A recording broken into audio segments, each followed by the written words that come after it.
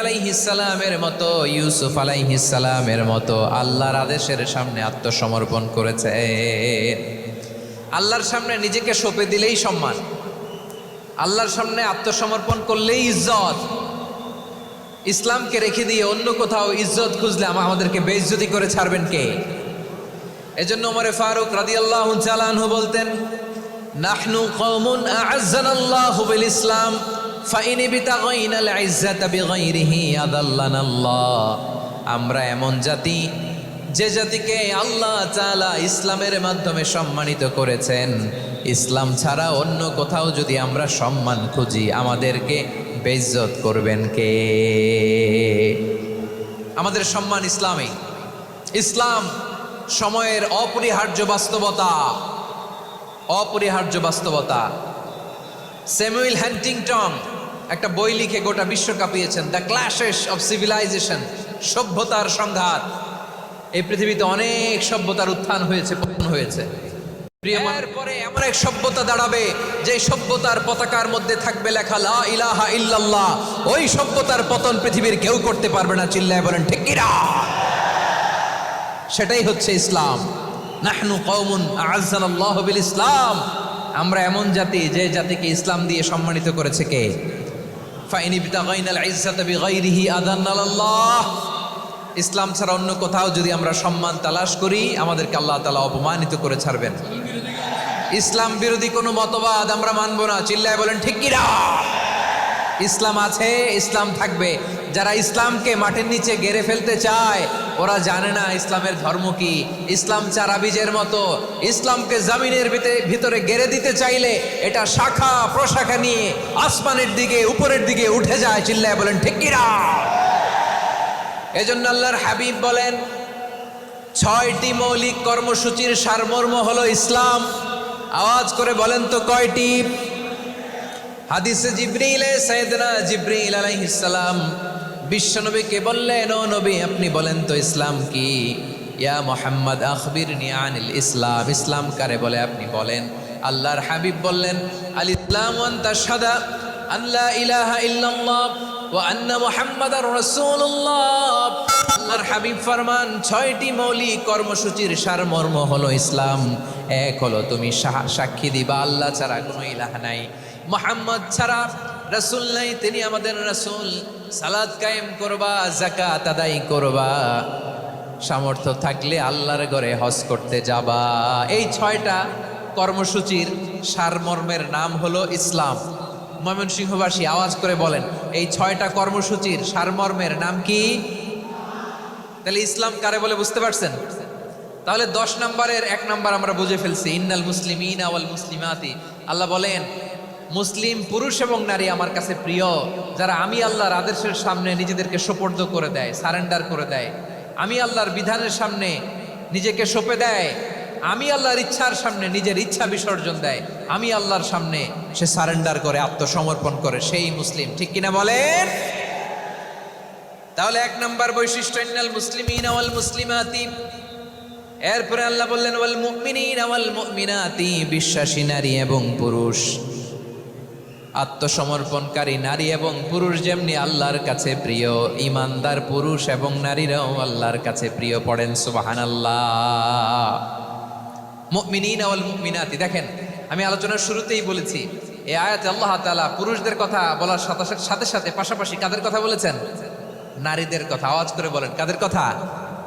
নারীদের কথা বলেছেন।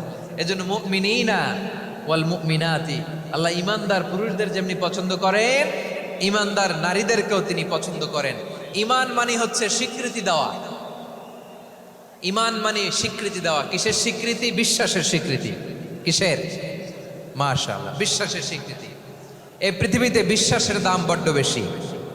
এই পৃথিবীতে সবচেয়ে দামি জিনিস কি?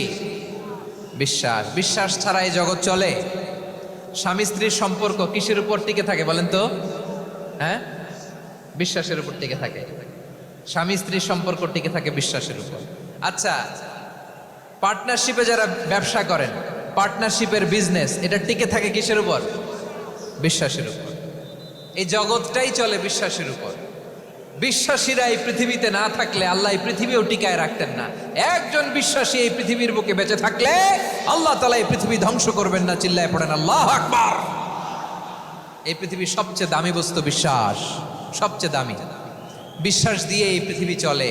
এজন্য জ্ঞানীরা বলে বিশ্বাসে মিলায় বস্তু তর্কে বহুদূর, বলে না? বিশ্বাসে মিলায় বস্তু তর্কে বহুদূর। বিশ্বাসে এই পৃথিবী টিকে থাকে। আচ্ছা দেখেন, ঢাকা থেকে একজন লোক কক্সবাজার যাবে। প্রিয় ময়মনসিংহবাসী আওয়াজ করে বলেন, কই যাবে? ডবল ডেকার বাস আছে না, যেগুলোতে ঘুমায় ঘুমায় যাওয়া যায়। তো দেখবেন অনেক প্যাসেঞ্জার বাসে উঠে আস্তে করে ব্ল্যাঙ্কেট নিয়ে কম্বল নিয়ে ঘুম দিতেছে। ঘুম দেখেন তার কি বিশ্বাস ড্রাইভারের উপরে। এই বাস তো তারা চালাইতে চালাইতে নওগাঁ নিয়ে যেতে পারে, এই বাস তো তারা নিয়ে পঞ্চগড় ছেড়ে দিতে পারে, কিন্তু তার কোনো টেনশন নাই।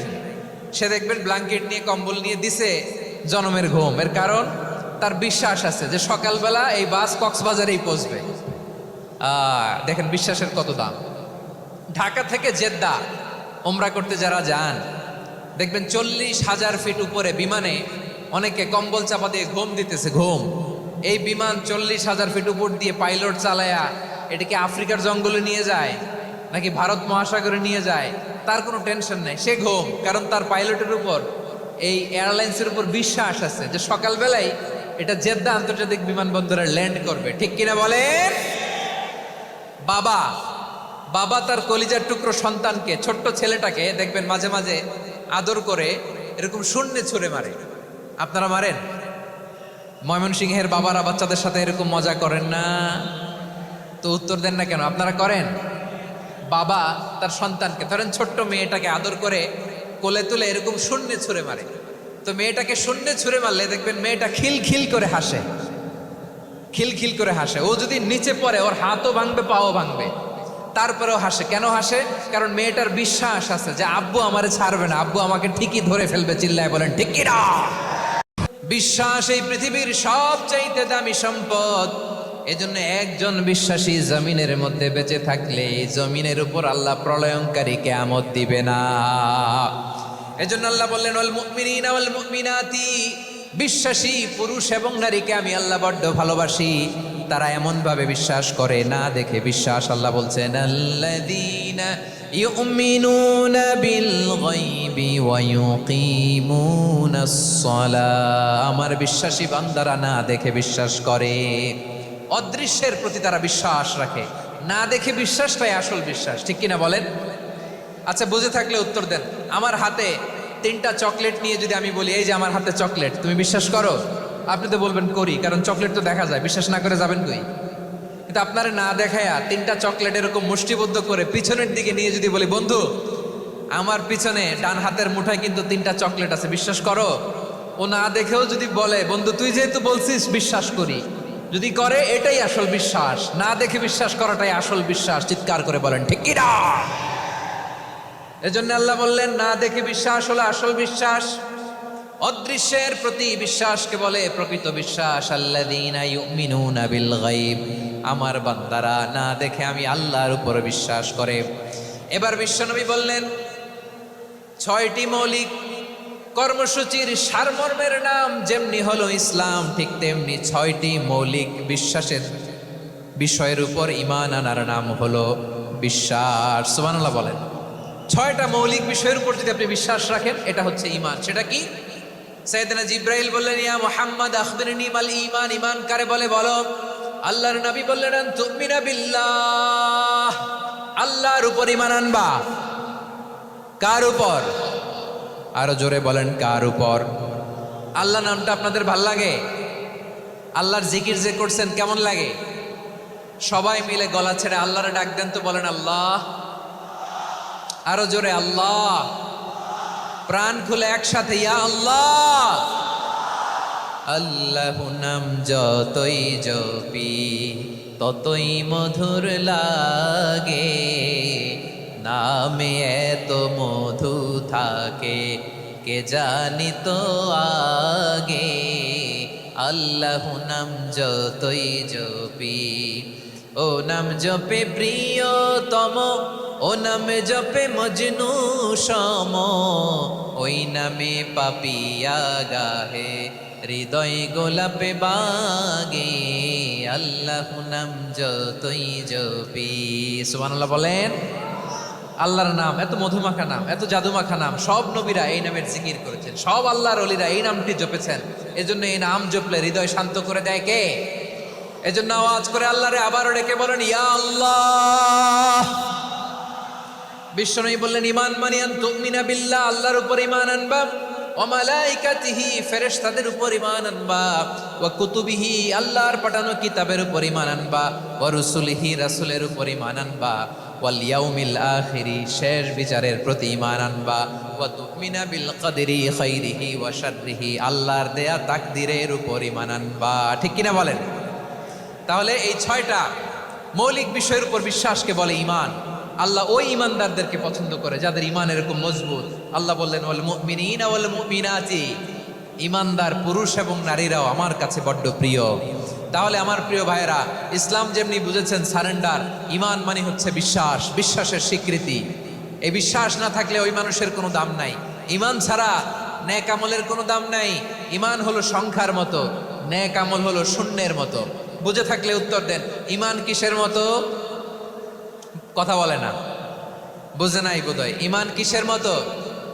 সংখ্যা। আর নেক আমল শূন্য। আচ্ছা, আপনি ঈমান আনেন না, ঈমান ছাড়া খালি নেক আমল, তাহাজ্জুদ, নামাজ, রোজা, জিকির, আজকার, এক এক ইবাদতের কারণে খালি শূন্য পাইতেছেন। শূন্য পেতে পেতে পেতে পেতে হাজারটা শূন্য।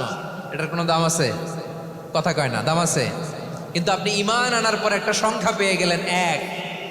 এবার নেক আমল করলেই একের পাশে শূন্য বসে গেলে কত হয়? 10। এবার আবার দান করলেন, আরেকটা শূন্য পাইছেন, কত হইছে? এবার আল্লাহর কোরআনের তেলাওয়াত করলেন, আরেক শূন্য, কত হইছে? এবার জিকির করলেন, আরেক শূন্য, কত হইছে? আবার ভালো কাজ করলেন, আরেক শূন্য, কত হইছে? এখন যত সৎকর্ম নেক আমল করেন, শূন্য যত বাড়ে, এটার দাম আছে না নাই? এজন্য আমার প্রিয় ভাইয়েরা, ঈমানের দাম সবচেয়ে বেশি। ঈমান হলো সফলতার মাপকাঠি। টাকা যার বেশি সে সফল নয়, এই সমাজে দাপট যার বেশি সে সফল নয়, এই সমাজে খ্যাতি যার বেশি সে সফল নয়, যার হৃদয় ঈমান আছে, বিশ্বাস আছে, সেই সফল। ঠিক কিনা?